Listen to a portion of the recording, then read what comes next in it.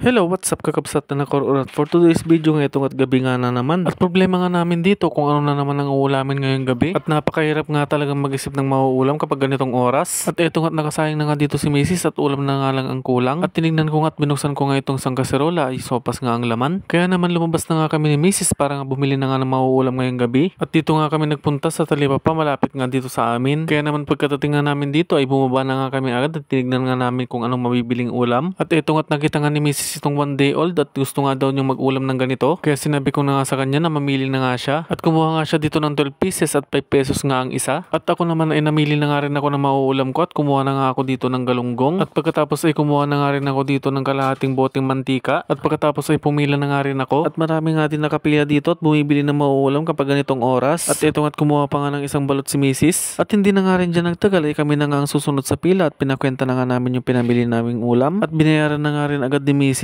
para nga makauwi na nga rin kami at na makapagluto na nga rin ng mauulam ngayong gabi. At pagdating nga namin dito sa bahay, sinalang na nga agad ni Mrs. tong kawali at agad na nga niyang sinindihan ng apoy. Pagkatapos ay nilagay na nga agad ni Mrs. tong mantika para na nga uminit ito. At nang mainit na nga yung mantika ay agad na nga isinalang ni Mrs. itong mga 1 day old. At habang piniprito nga ni Mrs. itong mga 1 day old ay nilinisan ko na nga rin itong mga galunggong. At habang nililinisan ko nga itong mga galunggong ay paluto na nga itong mga 1 day old. At sinabi ko nga dito kay Mrs. na wag niyang toastin ang mga 1 day old dahil nga matigas ito kapag. Kaya naman nung nag-dark red ng kulay ng mga 1 day old ay pinahango ko na nga kay Mrs. para nga hindi na nga ito masyadong matosted. At mas masarap nga ang 1 day old kapag medyo half cook nga lang at hindi ito masyadong toasted. At kung yung iba naman ay gusto ng toasted na 1 day old ay kanya-kanya na nga tayo ng diskarte ng pagluluto nito. At nang mahango na nga lahat ni Mrs. itong mga 1 day old ay sinunod ko na nga ding isinalang itong mga galunggong. At nang malinisan ko nga itong mga galunggong ay nilagyan ko nga lang ito ng asin pampalasa. At isinalang ko na nga rin agad ito at para maprito na nga rin ang mga galunggong. At tinusog-dusog ko nga lang itong mga galunggong para naman magkasya na nga at minsanan na nga may salang itong 5 galunggong. At masasayang nga naman dito ang oras pati na nga rin ang laman ng tangke kapag nagtira pa nga tayo dito ng isa. Kaya naman pinagkasya ko na nga dito ang 5 galunggong para naman sabay-sabay na silang maluto. At eto nga't makalipas na nga lang ng ilang minuto ay naluto na nga lahat itong galunggong. At inilagay ko nga muna dito sa may strainer para naman matanggalan pa nga ng sobrang mantika. At makalipas nga lang ng ilang minuto ay nagaya na nga ng mga anak namin na kumain at gutom na nga daw sila. At agad na nga kami ditong kumain at yung 1 day old nga ang ulam nila. At eto namang galunggong ang ulam ko ngayong gabi. At may natira pa nga ditong inihaw na bangus na inihaw ko nga nang nagpunta kami ng ilog kanina. At sakto na nga itong pang-ulam ko ngayong gabi at hindi na muna ako mag-uulam ng